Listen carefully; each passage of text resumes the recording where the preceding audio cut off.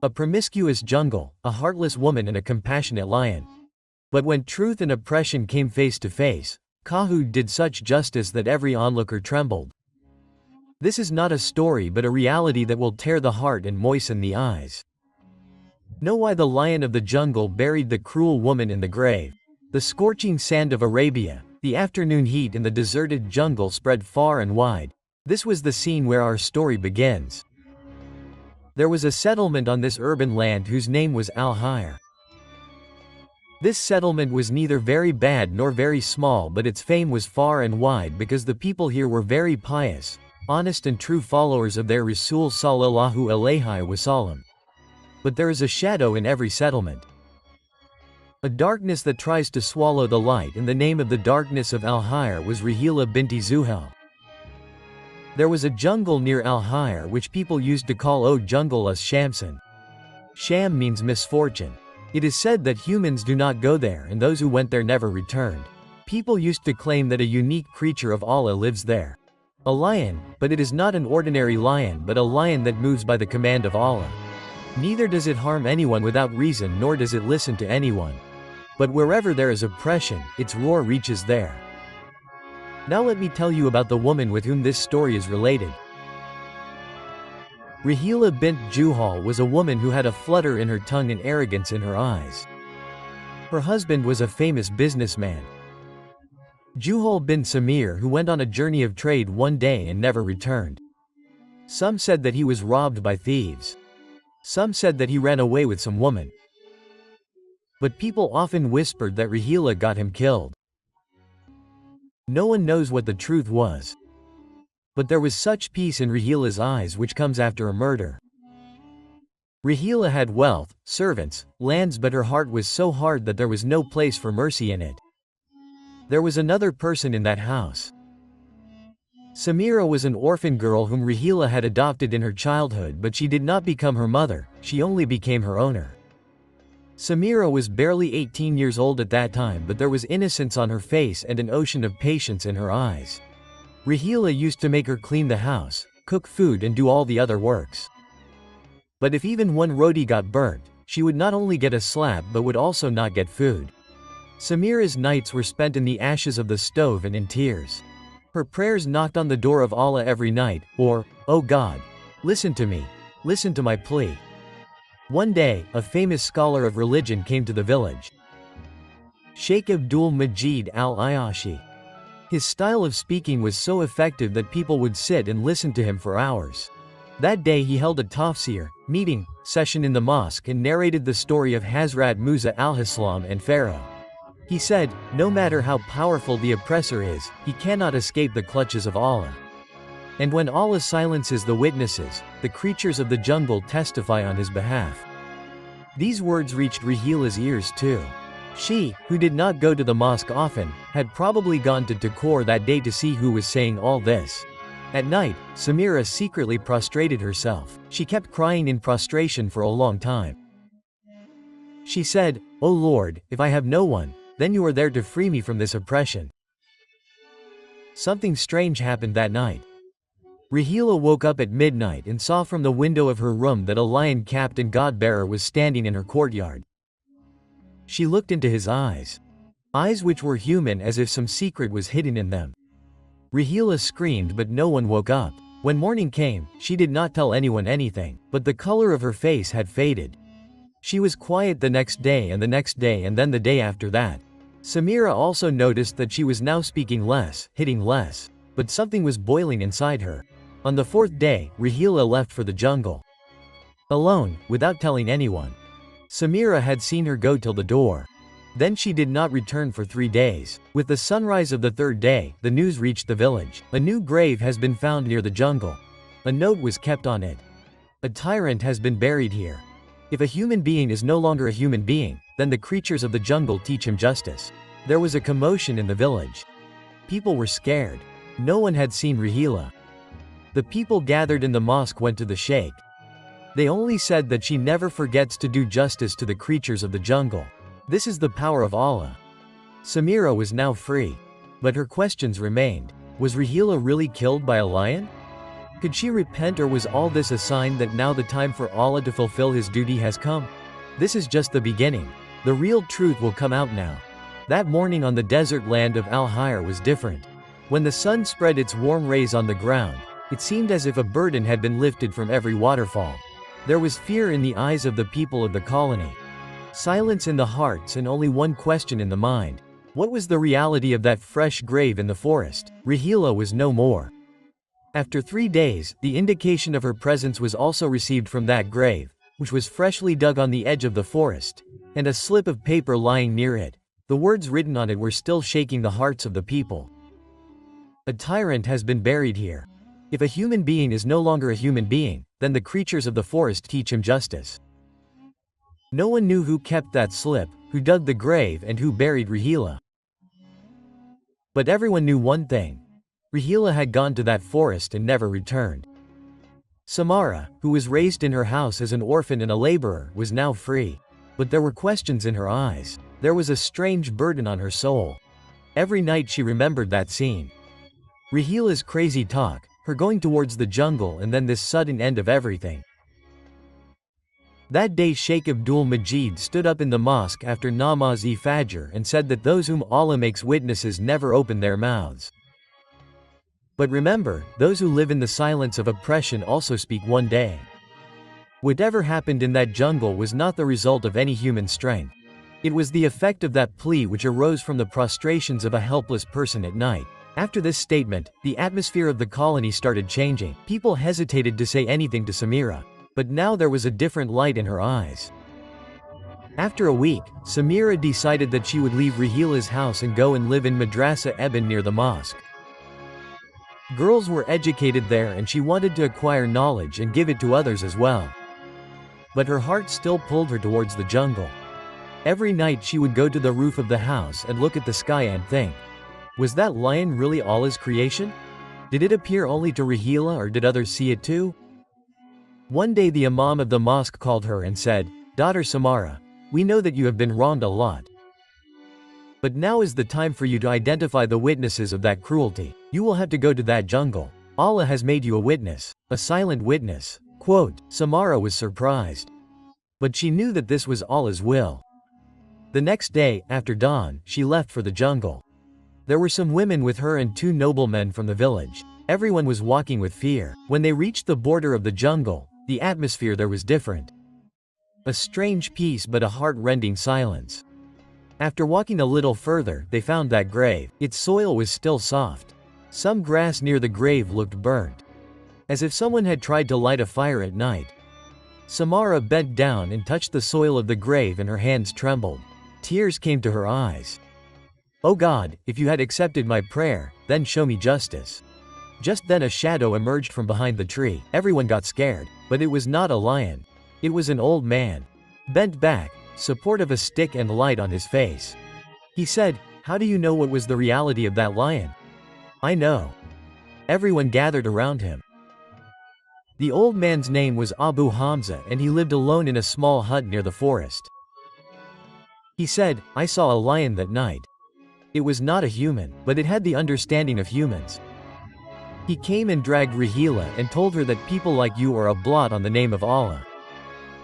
Then he started digging a grave alone, but it seemed as if the ground was opening up on its own. Rahila kept begging him for mercy. But the lion said that no one will listen to those who did not listen to the pleas of the speechless. The people of the village were stunned. Abu Hamza said, "I saw that scene, but I did not feel any fear. I felt as if Allah's angel was doing justice." And when he buried him, a voice came from the sky. Those who were patient got justice. Tears started flowing from Samira's eyes. She fell in sajda. "Oh God, I am thankful that you have heard my prayers." After that day Samira's life changed.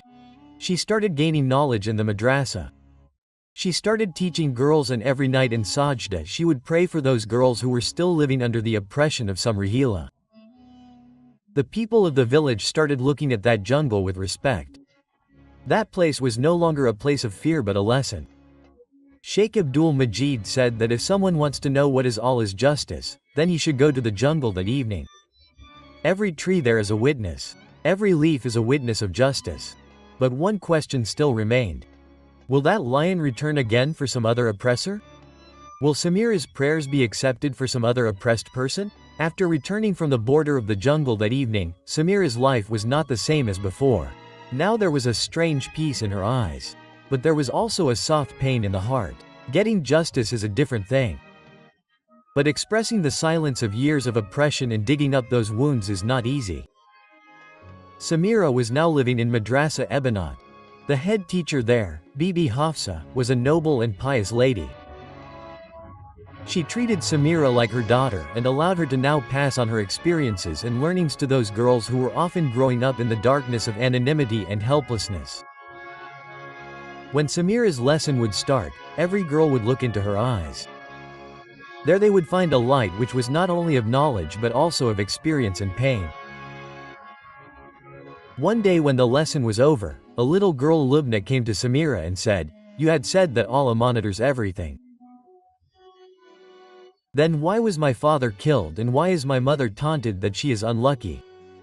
Samira became silent. She knew that knowledge alone cannot provide an answer. To provide an answer, one has to understand the pain. She hugged Lubna and said only this much, that sometimes Allah does not test her but makes a victim an example for others so that the oppressors are punished and the victimized are given an example of patience. That night Samira remained awake for a long time. She looked at the sky and it seemed as if she was being called towards the jungle. The jungle which no longer scared her but as if it wanted to reveal a secret. The next day Sheikh Abdul Majid gave a speech in the mosque.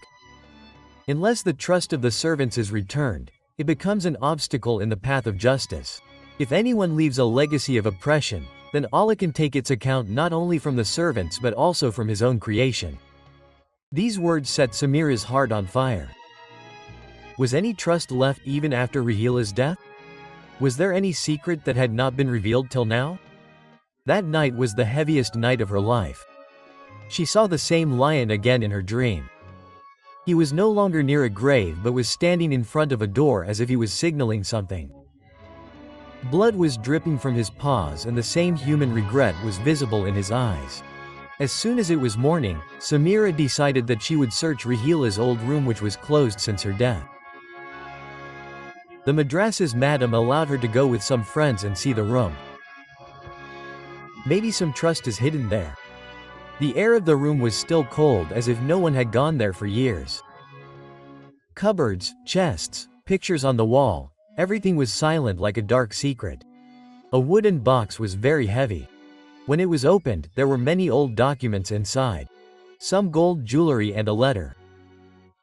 It was written on the letter that if my death happens, then give this trust to a girl whose name is Samira. She was my worst hater.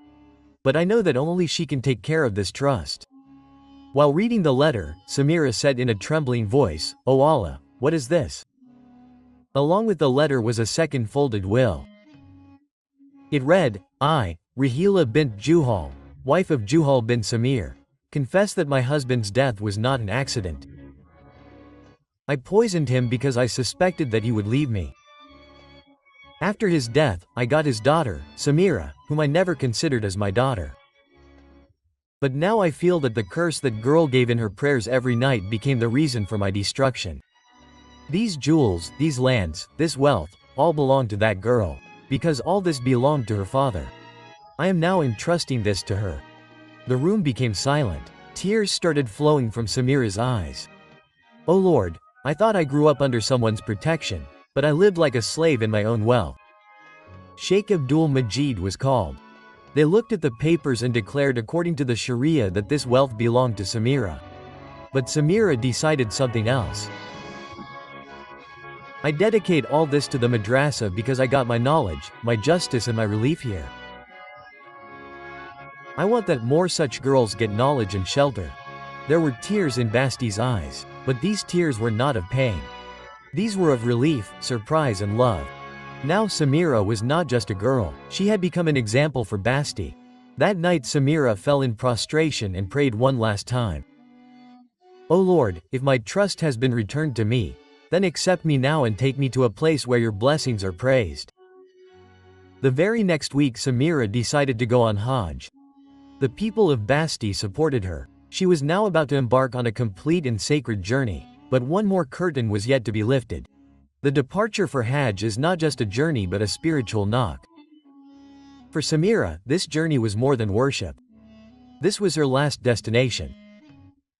Not to prove herself but to give voice to those painless sobs that had been buried in the soil of a grave for years. As soon as Samira started her journey towards the harem, there was a sob with every step. With every breath, there was a memory of Rahila's oppression. The silence of the jungle and the silent lion that still echoed in the depths of the heart. The people of the village bid farewell to Samira. The women spread their anchal and prayed. The children clung to her feet. Wife Hafsa wiped tears from her eyes and said, "Daughter, when you go into prostration, pray for me too so that I can make my life a light for some Samira." When Samira reached Mecca, that was the first moment when her heart stopped beating. Seeing the Kaaba was a spiritual storm. Tears started flowing from her eyes uncontrollably. She raised her hands but could not utter a word. Then only one prayer came out of her mouth. "O God, make me a witness to every cry that was never heard." Every tawaf, every sigh, every sajda had become more of a spiritual statement than a prayer for Samira. She was still silent. But her silence was resonating. One day in Mecca, outside the Masjid-e-Haram, an old scholar Sheikh Ali bin Harun came to Samira. He looked into her eyes and said, "You are the same person who came from the jungle that evening. From that jungle where a lion had done justice." Samira was surprised. "How do you know?" Sheikh Ali smiled and said, "We are people of interpretation. We do not just read words, we also understand the direction of the winds. That lion is the bearer of justice. You are a witness to that reality which is not found in books but in sajdas." He gave Samira an old book. The sound of the prostration in which it was written that in every era Allah sends a creature who does justice. Be it a human or a beast. His work is just one, to listen to the cry of the oppressed and show the oppressor his consequences. Samira hugged that book to her chest. Now it was not just knowledge but an acceptance that she was a part of a series that was beyond the limits of time. The day of Arafat came. When Samira raised her hands for the afternoon prayer, it seemed as if the whole sky had become silent. She said, "O Lord, you showed me the truth of Rahila. But now I also need her forgiveness, so that my heart can find peace." She did a long prostration. That prostration in which the heart bowed and tears also flowed. Her sound got scattered in the hot winds of Arafat and it seemed as if God had heard her every word.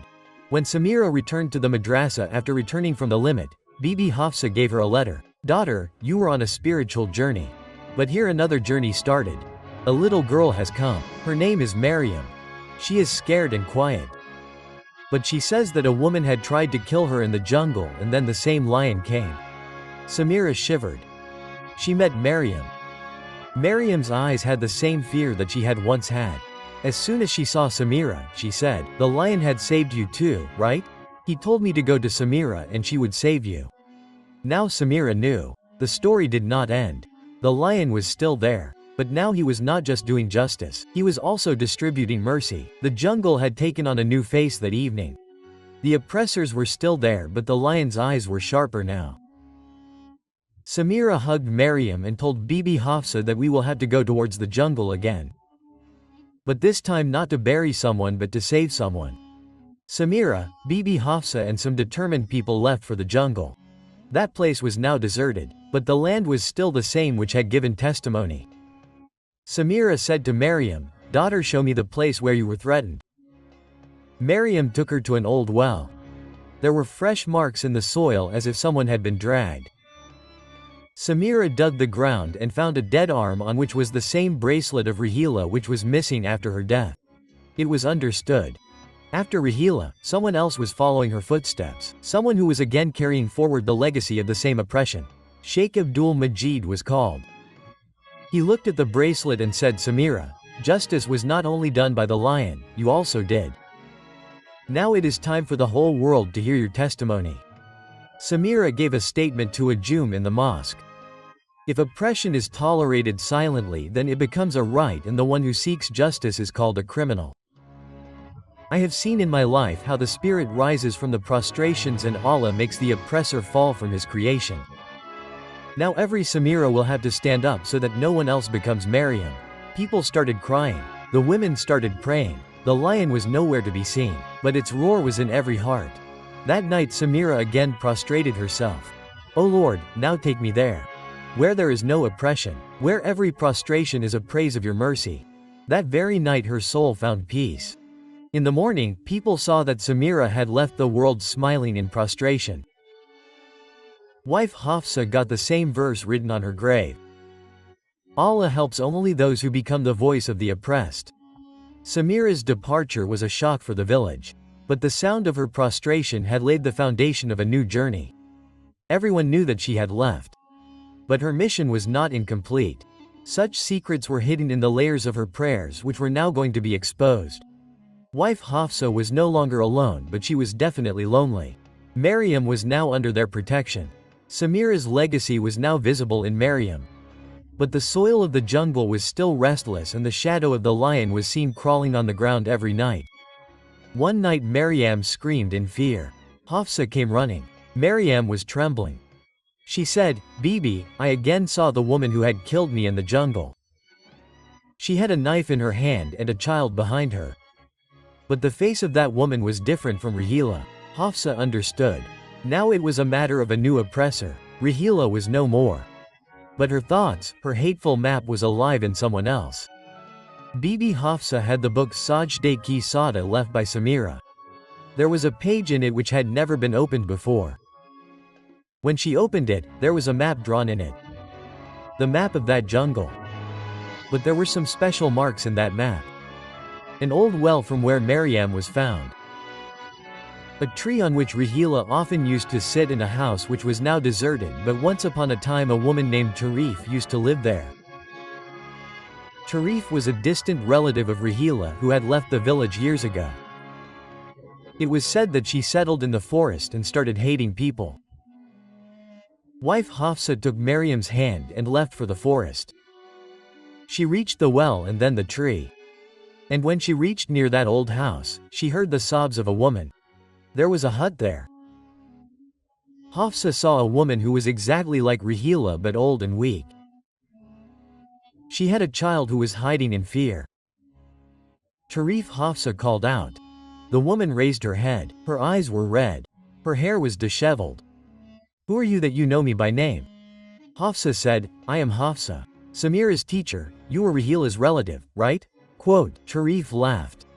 A laugh. Yes, I am her shadow.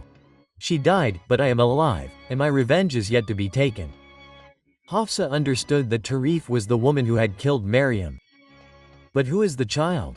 Maryam said, This is the same child whom I saw in my dream. He is also scared. Tarif shouted, This is not my son. This is my punishment which makes me cry every night. The legacy of Rahila's crimes is captured in this child. Wife Hafsa took the child in her lap and saw that there was the same innocence in his eyes which was once in Samira's eyes.